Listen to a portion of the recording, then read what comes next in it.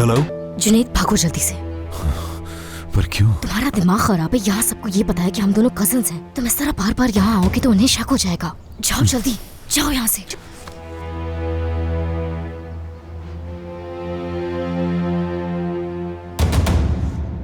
सब आजा, मैं तुम्हें सब कुछ बताऊंगी।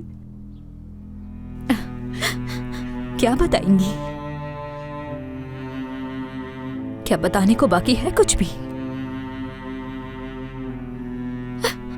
आपको तो पछतावा था बेटी होने पर। आपके शौहर आपको तलाक देते थे अगर बेटा नहीं होता आपका, है ना?